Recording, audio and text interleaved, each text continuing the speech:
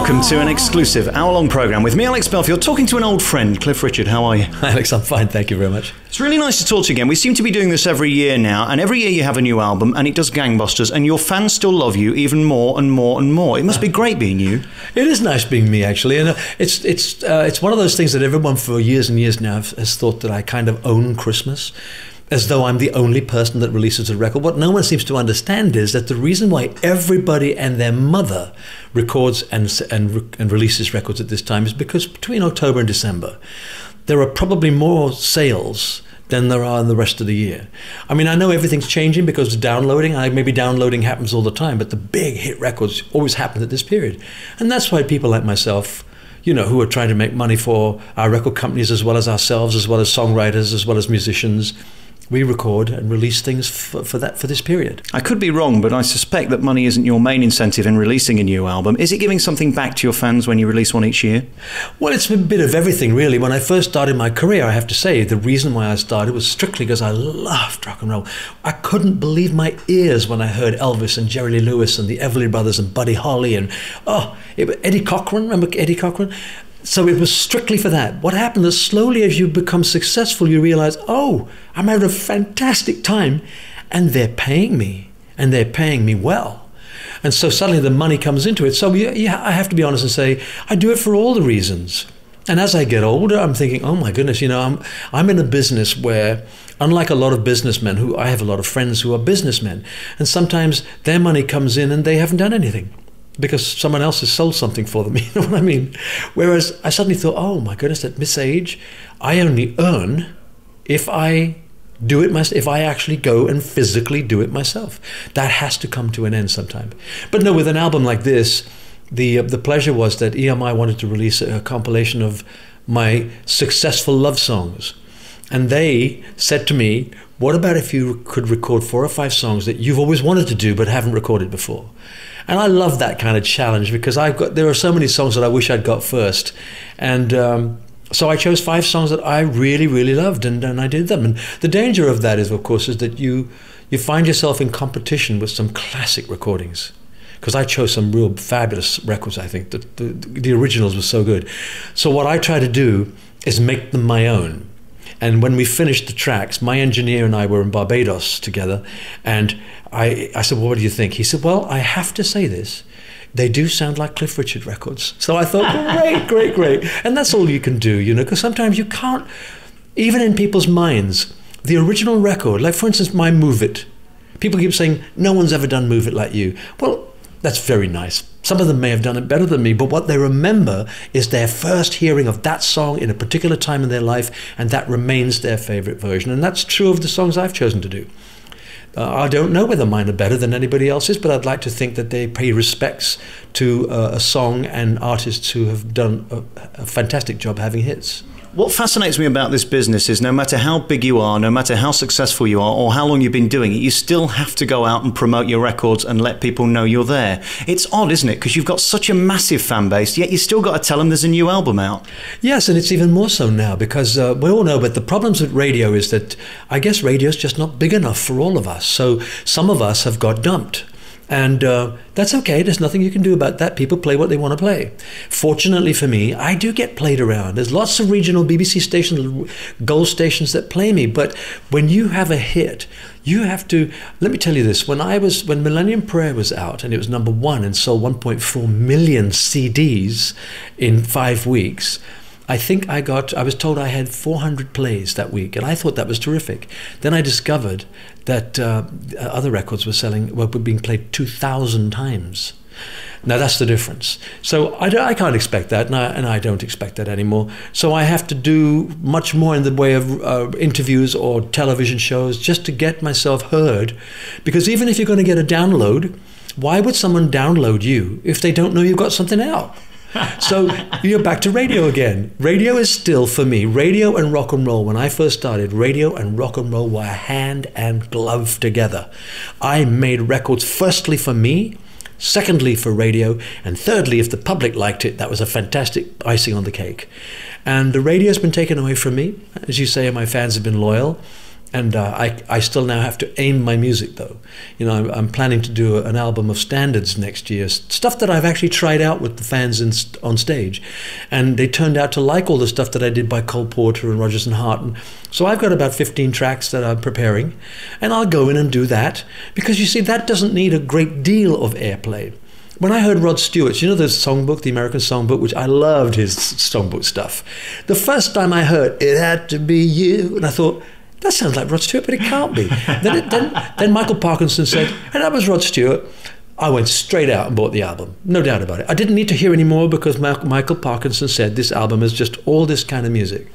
So if I make the right album and if it's good enough, we'll release it. And if people hear me singing, I don't know, one of those standards, then they'll know what's on there. And by the way, Rod wasn't the first.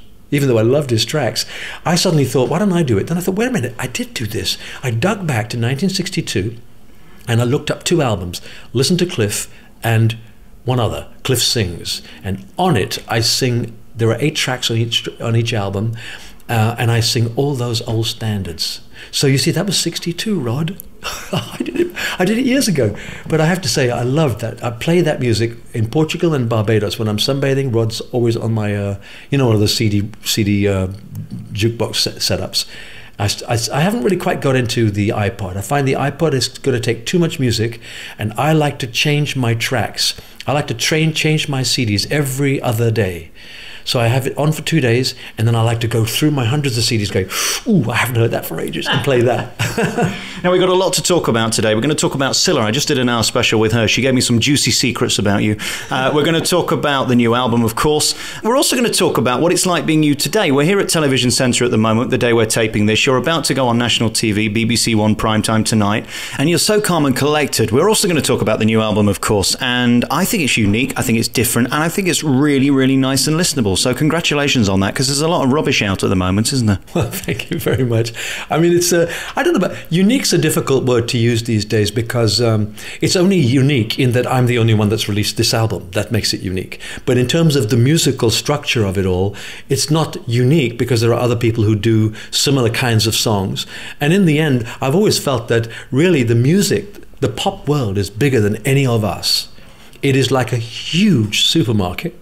And on every shelf, there's Cliff Richard or Celine Dion or George Michael or Paul McCartney, all the names you can think of. And people sometimes go to my track and pick it out and sometimes go somewhere else.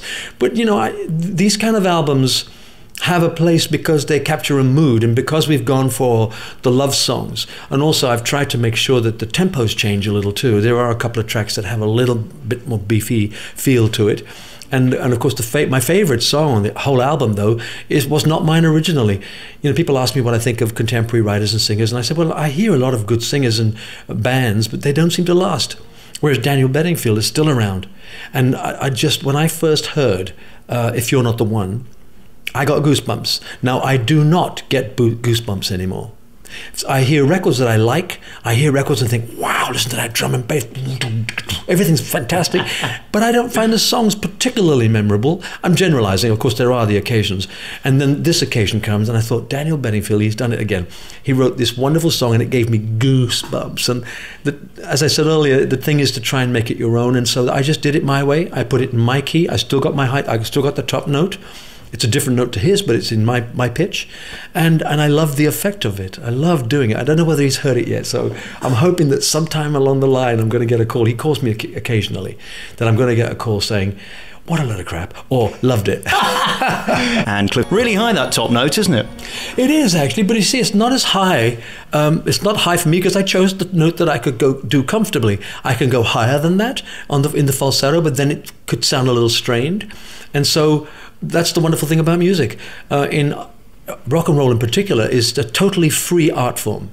If I was an opera singer, I would have to sing the operas in the keys that they were written. And I know that for a fact because I've met Placido Domingo and I've met Dame Kiri Te Kanawa, and that's what they told me. You've got to sing it in.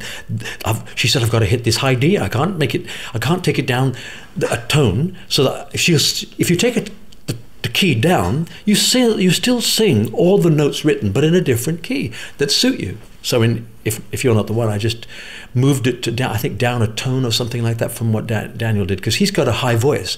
He has a naturally high voice. His low notes are not as low as mine, and my high notes can't be as high as his. So I just made it mine. It's interesting with Daniel, isn't it? He's only really known for that song, If You're Not the One. Robbie's only really known for Angels. Do you have to be careful as an artist that you might just get tagged to one song? Because when I think of you, I think of so many songs. Move It, Summer Holiday, Congratulations. Well, no, I wouldn't worry about it, and I don't think they should. It doesn't matter if you're attached to a fantastic song. You know, I mean, I love the fact people always, you know, they knock Congratulations. And I said, but do you realize it's one of the biggest selling records I've ever had? And do you realize that at every birthday party and anniversary or something that people are celebrating, they'll tend to sing happy birthday and or congratulations? And I'm thinking, what a great connection. I'll never be forgotten because of that song. So if you've had your Angel, if If You're Not the One, and everyone remembers you for that, how fantastic can that be? Because they're both great songs. But you see, the guys haven't been around as long as I have, and that's where I have the benefit. Not that I'm any better than they are, not that I don't know, whatever you want to think. It's just that I've been doing it a long time. So therefore, I went through a period where I sang just nothing but out and out rock and roll. So I've got all the Move It's and the High Class Babies, and then I went through the ballads, and I've got the All in the Games, and then I got the movies with the Summer Holidays and the Young Ones. And so therefore, as time goes by and progresses, you find that you may not have number ones all the time, but you have them quite often, and that's all it takes. I remember having this conversation with Daniel Bedingfield once when he asked me, he was very new on the scene, he'd had 3 number ones, I think, on a trot. I've never had 3 number ones on the trot. And he said, how many number ones have you had? And I said, about 14, I think. And he said, is that all? I said, Daniel, is that all? Do you realize how hard that is? 14 number ones. And he said, well, I've had 3 already. And he said, and one of them I didn't think was very good. So I said, well, just be prepared. If you have a number 2, please do not think it's a failure. It's not. My career is what it is because I've had 36 top 5s, because I've had 120 top 20s and 14 number 1s. And that's what makes your career. That's what it gives a whole bunch of people choices of songs that they will remember for all sorts of reasons. So I always like to say to people who are kicking out, don't be pushed. You know, again, they need the support of record companies. To remember when I first started, my first record was number 2. It wasn't number 1. Move It went to 2. High Class Baby went to number 7. Living Loving Doll went to 17. In the meantime, I'm panicking, and Norrie Paramore, my producer, was saying, "Don't worry, we'll find the right song for you." Sure enough, Living Doll, bam, number 1. Traveling Light, bam, number 1. Those are my 2 number 1s on the trot. I've never done it again. Isn't it more of a numbers game now, though? You only need about 20,000 to get a number 1 today. In your day, you needed about 250,000. Yeah, it is. And that's where, in fact, that's where we benefit, because it's never going to change back, I don't think. Not with downloads. And unless we start getting millions of downloads, no, that's never going to happen again. So that's why when I won that Ultimate Pop Star thing, you know, they did a TV, it wasn't a vote or anything. They actually counted up all the singles released in Britain and how many singles each one of us who had released singles here had sold. I was so shocked. I cannot tell you, because once I knew they were doing it, I thought, well, I could be number 3, and I would have thought that Elvis and the Beatles would have beaten me. But they didn't. I was the ultimate pop star. I sold more singles in Britain than everybody else. So I was really thrilled about that. But that again, how can that ever change? That was for the last 50 years, by the way. What happens in the next 50 years? I don't give a darn. That belongs to the new generation, and they can have it. Because this is how much it's changed and how quickly it's changed. In 1999, when I released Millennium Prayer, I know it was a controversial, I don't know why it was so controversial. For me, it was an anthem that any religion could have sung. It didn't actually mention God or Jesus. It was just praying for a fabulous future together. And it sold 1.4 million in 5 weeks. Elvis, about 4 years ago, had some singles released, and he was number 1, and it sold 30,000. That's not Elvis's fault. It's just the industry had changed. In 4 years, it had changed so drastically. So, you know, I'm so glad I started when I did start. And I do wish people well, though, because obviously you have to keep looking to the future. You have to realize that the downloading is probably where we're going to go. I don't think that's the best thing, because people tend to download one track. Hello, if I want to buy a Bonnie Raitt record, I want it to be a whole album. because I love her. And even though I find my favorites on that album, after 2 or 3 months, my favorites have changed, and it's the one I like least that I now like at number 3 in my chart. And you get to know the artist much more. Getting the odd track, I don't know. Maybe that's the future and I've got to learn to live with it. But I mean, I'm already planning that when I do my tour next year, I've got a fantastic song written by a friend of mine who wrote Saviour's Day and Little Town for me, the Christmas hits. And he's written me this wonderful song. And I thought, what am I going to do? It's such a waste. I felt like saying to him, give it to someone else to record who can get downloads. And I thought, wait a minute, why don't I try? Why don't I just make one single? Just make this record and put it out during my tour and say, this is only available on a download, and see if I can make any impact. There again, I would have to tell them, or if I was really lucky and all the radio stations became really nice to me and decided for my 50th year they would all play that track and let everybody know that it was available, I could well have a download hit. But who knows? I'll keep trying. And I'm sure you will. We're going to take another piece of music from the album in a second from now. You made me think of a question that my favourite interviewer asked Pavarotti a few years ago, which is Larry King, and he said to him, how do you feel about the fact that you're going to be played long after you're gone? And I thought that was a tremendous question. How do you come to terms with the fact that your music will live on literally forever? It doesn't bother me at all. Of course, that's one of the nice things if you've got a successful career, and I can't grumble about mine, can I? That there will be people that will be playing. I am part of musical history in Europe, and I know that rock and roll is an American art form, but it doesn't belong to them. And we've proved over the years that we can come alongside them and share charts with Americans and sometimes beat them. So for me to think, and after I'm dead and gone, that records of mine might be played is a fantastic feeling. What I'd love, though, is for them to say, Cliff Richard died at 105 last week, and do you remember this record? It was just last year that it was number 1. That would be great, wouldn't it? Fingers crossed. We can make it happen if we get all our friends to do it together. We'll be back next with Sir Cliff Richard here on your favourite local radio station. I'm going to take my favourite song off the album. I still can't get over this track, Miss You Nights, which is just so moving and anthemic and beautiful. I think it's probably your best track ever, if I can be so bold. No, you can be bold. I mean, I do think it's one of the best tracks ever that I've had. It's certainly one of the best ballads I've been given to sing. I'd mentioned about, If Not For You giving me goosebumps when I heard Daniel's version of it first. I sat in the car going, it got under my skin. When Bruce Welch, who produced that track, brought it to me at my home, I had already got Devil Woman in my sweaty fist, wanting to record it, but thinking, how am I going to do this? People think of me as the man who sings Living Doll and Summer Holiday and stuff, and I've got Just a Devil Woman, but I wanted to do it. Now, Bruce came in with a whole bunch of songs. I played him Devil Woman. He said, fantastic. Then he said, listen to this. And he put on, a guy called Dave Townsend wrote the song, and he had recorded it for Island Records. And he played me Dave's version with all the harmonies that I do. His voice is different to mine, obviously. Well, we stood on the balcony of my home, and he said, look at me. And I said, look at me. Our arms were covered in goosebumps. And I just find that it doesn't happen to me as much anymore. But certainly with some of the songs that I've been given to sing, some of the songs I've chosen them because they've had that effect on me. I had the same effect with some people. And there are a number of them that I feel, this is really special. You don't necessarily know that because you get goosebumps, it's going to be successful, though.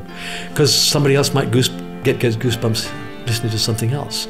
So I release it in all good faith and hope that somebody out there might feel the same. So I'm glad to hear you say that. I mean, Miss Unites, I think, is very, very special. One question I've got to ask you. In a couple of hours from now, you're going to be live on BBC One national TV performing a song. Anything could happen, anything could go wrong. And you seem perfectly calm. How do you manage to do that? Well, again, I've dealt with it before. And so therefore, I've discovered that it's actually nothing to fear. The only element that is fearful about television is when it's actually live. And I've done a couple of those in the last couple of weeks where I've had to promote and it's been live. Okay, you're on air in 7 seconds and you go, oh my goodness. At least when you do this particular show, I got a chance to rehearse it. And in the case of this one, I can pre-record it live with the audience. I've got to sing it live. I've got to do it as though it's live. But that element of actually going out to the nation and going is not there. If I do it wrong, I can actually say, please let me do this again. And I can do it again. So that aspect of it is taken away. But even doing it live now, as long as you know what you're doing, you'll never stop that pounding of the heart that goes just before you start. The minute you start to sing and you hear your voice coming through and you hear the band and you think, well, this is how it should sound. It's okay. You can wipe everything else out. And what about those live shows when things don't exactly go to plan? Oh, I've done a few of those. I mean, someone may remember, although funnily enough, they covered it really well. The last time I did a Royal Command show, it came from Cardiff. And they gave me a sound pack. And I had a routine worked out with some dancers, and it was a whole medley of my songs with routines in it, all the songs. Well, I had to come on and do this hip thrust. The battery pack flew off my belt. You know, the headset is clipped into it, stuck into it. The weight of it carried itself and the plug came out. So now I can't hear anything. I'm still trying to sing without able to really hear myself. Pick up the pack, try to put it back on my belt, and then continue. Well, I did not like that performance. But in the end, they said to me, listen, don't worry. We had so many camera angles that when that thing shot off, we just went quickly to somewhere else. When you came back and you were trying to put it on your belt, we just did a close-up of you so that people went away. When I saw it, it was true.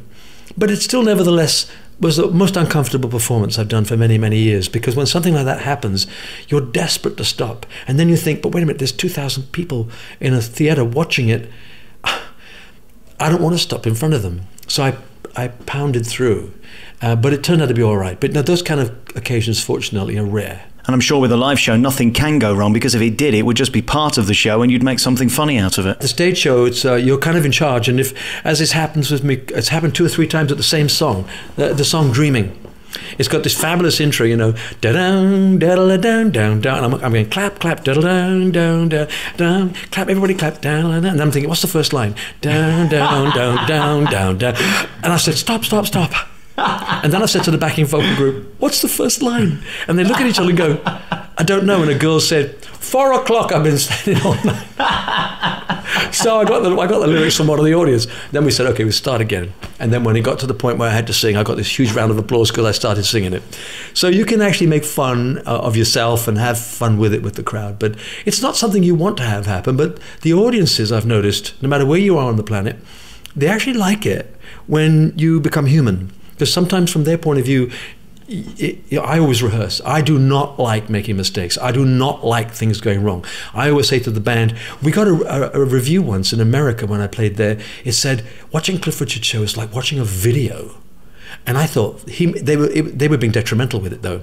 I said, oh my, that's fantastic. The band said, do you want us to make mistakes? I said, please do not make mistakes. I don't think people pay to see mistakes. They want to see what they see on television, what they see on a video, as near to that as possible. They want to hear the record as close to the original as possible. And that's what I do. So if a mistake happens, you just have to roll with it. Yes, you can have fun with it, but in the end, you still have a little session afterwards saying, okay, what went wrong? And 78 albums. What was number 15, by the way? Oh, I have no idea. And what was number 25? You just can't know, can you, at this point? Well, also, I can't know because the 78 albums, I only heard this just recently, that when it was announced on an introduction of myself, that 78 had been released. Some of those, of course, may have been a couple of albums in a year of compilations. I've had a string of silver discs, number 1, silver discs 2, gold discs by Cliff, gold discs by Cliff and the Shadows, another gold disc. So they come out all the time. I think the studio albums, original albums, it's much less than that. It's probably nearer the 40, 50 mark. All right, I want to take another piece of music from this, and I want to come back and talk about Scylla, because I've got some real gossip. I don't know what to play next. I liked When You Say Nothing at All, which was the Ronan Keating one, wasn't it? That was from the film, the Notting Hill film, wasn't it? At the very end, I always loved his version of it too. Shall we play that one? My version or his? Your version. Oh, well, yeah. I'm not going to play his version, you'll say it with I like his version, but no, play mine. It's Alex Belfield with you for an exclusive hour-long programme. Now, I've got to ask you, Cliff, about Scylla, because when I was over there at her place recording one of these programmes a couple of weeks ago, she told me that she nearly cost you several £1,000s because she waffled during one of your live shows. It was at the Albert Hall, and I'd said to her, would you like to come on and sing a song, maybe do something yourself? She said, oh, yeah, I'd like to. Then she got really nervous. Anyway, she came backstage and she heard the roar of the crowd and she said she felt good. So I introduced her. I said, we've all of us got our devil woman, and here's mine, Miss Scylla Black. And she came on and she was fantastic. The crowd loved her. Then I came on and we sang the duet together. And she's got her arms in the air and a split skirt and everyone's going, yeah, yeah, yeah. And I thought, I can't go on like this because after 11, you're fined for every minute you go over a couple of £1,000. So I sidled over to her, and I was smiling, and I said, thank you, Cilla, get off.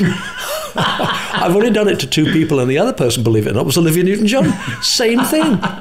Olivia came on tour with me, said, I don't want to tour because I'm too nervous to work these days. And I can tell you this, I got her out of retirement. I talked her into it. She came on tour, and now she doesn't stop again. But she came on and she loved it, and she's got her hands up in the air and walking around the stage, and I had to go up to her and say, Olivia, please, get off. I think you've got a great life now because you're able to do this for a couple of months of the year and you work so hard promoting your albums, and then you're able to clear off and be you and do what you love. What do you love doing the most? Oh dear, there's loads of things I like to do. I suppose that, to be honest with you, when I've got a couple of hours spare, there's nothing better than getting with a pro and hitting a tennis ball. I just love the sensation. I love, it's not just playing the game as such. It's also the fact that you feel your lungs pump, you feel your pores wet, and I feel good after a hit like that. And I say a hit because very often I don't play, quote unquote, tennis.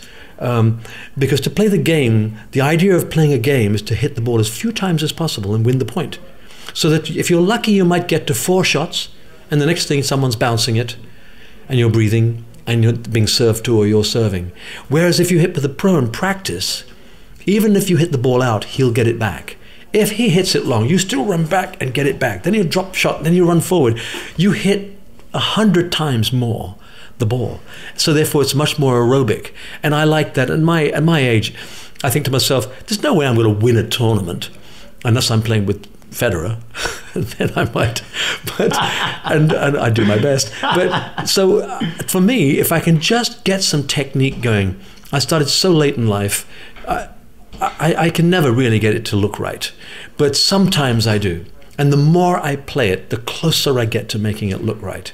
And you can only be a natural player, really, if you start really, really young. And so I can never say I'll ever be that. But I do enjoy it very much. I love watching it. And I have my tennis foundation, which is now closed in, locked in with the Lawn Tennis Association in Britain. And so we're looking forward to continuing our work among schools. And hopefully, who knows, Alex, we've looked for tennis stars for years and found a few. We've had Greg Rosetsky, we've had Tim Henman, we've got Andy Murray now, who's really so improved and could be a chance for us winning Wimbledon. So from our little efforts, we might find more tennis players. So we know what you like to do, that's tennis. Where do you like to do it? Where's the best place in the world to go? Wimbledon. I mean, I happen to be a member at Wimbledon, so it's always great to play there. But my life is in the last few years, even though I'm trying to slow down, has been almost more tumultuous than it's ever been. So I haven't had a chance to get there very often. But when I do, it's a great place to play. It's a wonderful atmosphere. It's a club, remember. In fact, it's the only Grand Slam that actually is a private club. It's almost as though we let you all in to watch the tennis. So it's a great privilege to go there and play. But anywhere there's good weather is good. I love playing in Portugal at my own home because the only time I can get the coach is between 12 and 2 in the afternoon, and it's about 90 degrees in the shade. And again, I love it. I love going out there, sweating, and when I come off, I feel like I've had a real workout, heart's pumping. And within about 4 or 5 days of playing with the coach in those conditions, I get through the hour with only one stop, maybe for some water. So it's very fit-making. Whenever I interview you, I always come away feeling inadequate. Because you're so blessed with talent, of course, but then you're so thin. Most guys of your age are having heart attacks and are about 48 stone. Well, a lot of it's to do with discipline. You have to be disciplined. And of course, my career has been a disciplined thing. You have to commit yourself to a project and you have to stick with it. If you want to look good on stage, you have to give up something. You have to.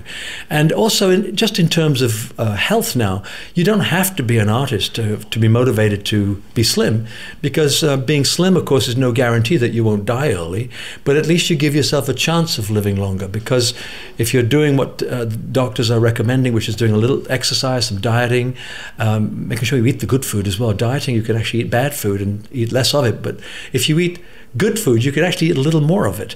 But doing all of that keeps you fit, and that's mainly my motive for the fact that I look slim, is partly because my build would never allow me to be fat. But remember, I used to be 12 stone 7 and I'm now 11 stone. So I was, quite a bit heavier, 21 pounds heavier. Now I stick to 11 stone, and whatever I can do to keep it there is fine by me. And the ladies always go on these message boards on your fan websites and say to me, please can you ask him, how does he look so good in the face? Creams, potions, lotions, surgery, how do you do it? Everything. You've got to, I mean, I've been at the BBC before now where the makeup artist has come and said, oh, have you tried this new stuff? And I said, well, what is it? Write it down for me. And she'd write down some kind of, I don't know, moisturizer or something like that. And I'm thinking, I've started using all that stuff. Because nowadays you realize that, you know, as men, we are just as much damaged by the environment as women are.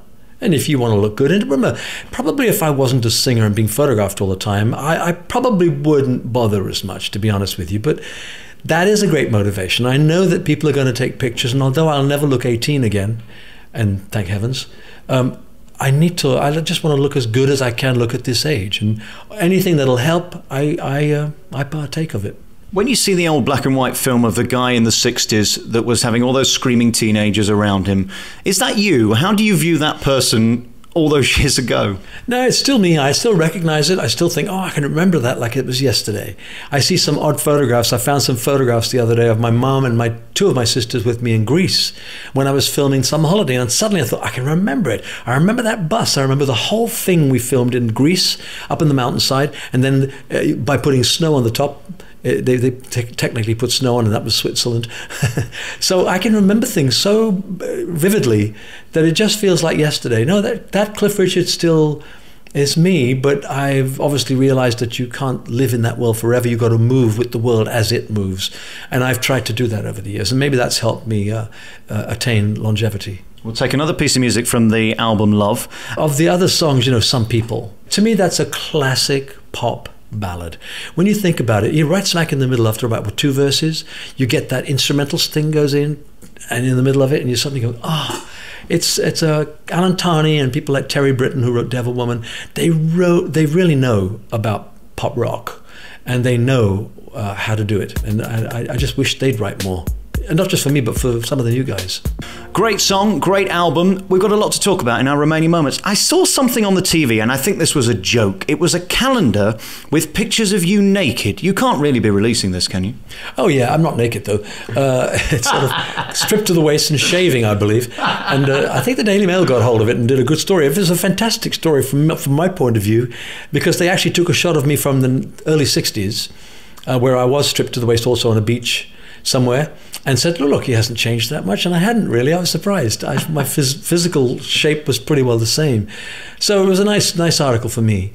But no, I mean, it's just fun. I'm just trying to think of different things to do. When you do a calendar year after year after year, you know, one close-up with a smile is about the same as any other close-up with a smile. So we try to think of different things for me to do, whether it's wearing big bomber jackets and slouched over a seat, or shaving in the morning, stripped to the waist. You know, it's just fun. What will you be doing for Christmas this year? Shaving, stripped to the waist. I'm going to go, actually, my family and I are not together this year, so I'm going to take the opportunity to spend Christmas in New York. For anybody listening, it's a good time to go to America because the pound is so strong against the dollar. But apart from that, New York is a wonderful city at Christmas time. Some of the trees on the streets are wrapped in white lights, not just the trunk, but the branches, not just the branches, but every flipping twig. And it's magnificent. You know, the whole area is wonderful. So I'm going to enjoy that. And the Rockefeller tree has got 32,000 lights on it this year. Is it really? Well, I always go to see that too. And right opposite there, of course, I don't know whether it's on Fifth Avenue, that big building there. Last year they had every I don't know, half an hour, they had a kind of light show. Music was pouring out from everywhere, and the lights were going all over the building. There was a whole, it was choreographed lights to the music. It was fantastic. Sir Cliff, thank you very much for talking to me again. It's always a pleasure. Every year we do these interviews, and your fans just love it. They can't get enough of you. And seeing you just rehearse there for the show you're going to do later on the BBC is incredible. You just come alive. It's so you. And after all these years, it's remarkable that you even can be bothered to do it. Congratulations on that. Well, thank you very much. And thank you to all your listeners too. Thank you for supporting me and following me all the years. And, well, I'll see you next year. I'm on tour, so I guess I'll see most people. Merry Christmas. Thank you, and you too, and a Happy New Year.